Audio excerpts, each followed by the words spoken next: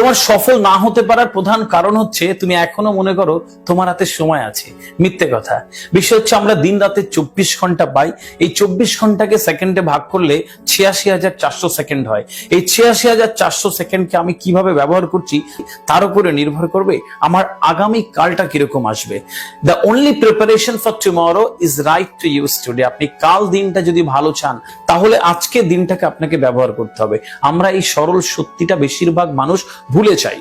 দেখুন, আমরা সবাই জানি যে আমাদের কি করা উচিত। আমরা বেশিরভাগ সময় ওই উচিত কাজটা না করে অজুহাত দিয়ে ম্যানেজ করা পছন্দ করি। আচ্ছা কাল করব, পরশু থেকে শুরু করব, আচ্ছা এই মাসটা থাক, পরের মাস থেকে শুরু করব, অমুক দিন থেকে শুরু করব, পরে একটা অনুষ্ঠান আছে এটা হয়ে গেলে শুরু করব। এইগুলোই সারা বলে তারা অ্যাভারেজ পিপল এবং অ্যাভারেজ জীবনযাপন করে। ওই কাল দিনটা কখনোই আর তার জীবনে আসে না। সে কিন্তু এক্সকিউজ দিয়ে যেতেই থাকে এবং একটা সময় পরে ভাগ্যকে গালি দেয়, দোষারোপ করে, আমার কপাল খারাপ, আমার দ্বারা কিচ্ছু হবে না, সব সুযোগ অন্যরা পায়, আমার কিচ্ছু হয় না। আসলে কি তাই? আমরা কোথাও গিয়ে আমাদের নিজেদের জায়গাটা কি নষ্ট করছি না? যে ছেলেটা এবার ভালো করে পড়াশোনা না করে কম্পিটিটিভ এক্সামে বসতে গেল, সে ফাঁকি দিয়েছে, বন্ধুদের সাথে গল্প করেছে, আড্ডা মেরেছে, ঘুরতে গেছে, তারপর সে পরীক্ষা এলো, চাকরির পরীক্ষা, সে ঠিকঠাক ভাবে পড়াশোনা না করেই পরীক্ষা দিতে গেল। এখন প্রশ্ন হচ্ছে সে কাকে ফাঁকি দিল? সে কাকে ফাঁকি দিয়েছে? কাকে চিট করছে? সে আসলে আদতে নিজেকে চিট করছে। আমরা আসলে বিষয়গুলো বুঝতে পারি না। সুতরাং সময় এমন একটা জিনিস যে সময়টাকে ব্যবহার করতে হয়, নলে একটা সময় আসবে যখন সময় আমাদেরকে ব্যবহার করে এবং তার পরিণাম কিন্তু অনেক ভয়ঙ্কর হয়।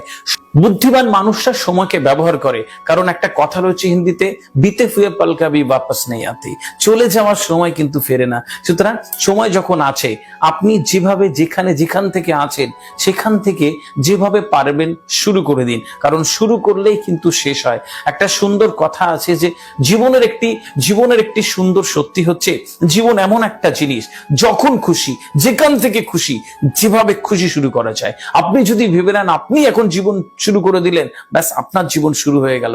সুতরাং এই মেন্টালিটি নিজের মধ্যে তৈরি করতে হবে। এই 86,400 সেকেন্ডকে কিন্তু তৈরি করতে হবে। আপনি যে কাজটা করতে যাচ্ছেন, একই কাজ আপনার সাথে 1 লাখ জন করতে যাচ্ছে, আপনি কেন সুযোগ পাবেন?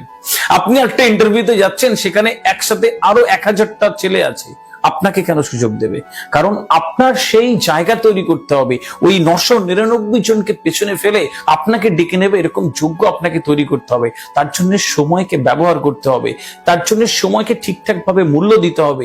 এটুকু যদি না করি তাহলে সাকসেস আসে না, তাহলে সাকসেস আসবে না। আমাদের সামনে আমরা যে সমস্ত সফল মানুষকে দেখি, আমরা তাদের লাইফস্টাইলকে দেখি, তাদের বাইরের চলাচলকে দেখি, তাদের বাইরের সে সমস্ত আচরণকে দেখি, তাদের পোশাক আশাক দেখি, তাদের সুন্দর ঝলমলে জীবন দেখি।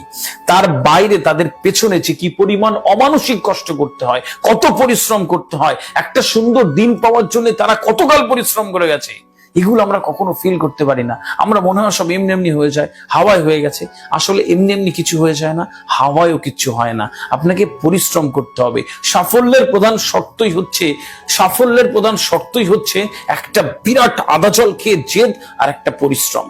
এই দুটো যদি থাকে তাহলে আর কিচ্ছু লাগে না। আমার মনে হয় এইটুকু বিশ্বাস নিজের মধ্যে আনার প্রয়োজন যে yes I can, and if you think you can, you can. Thank you so much. ভালো থাকবেন।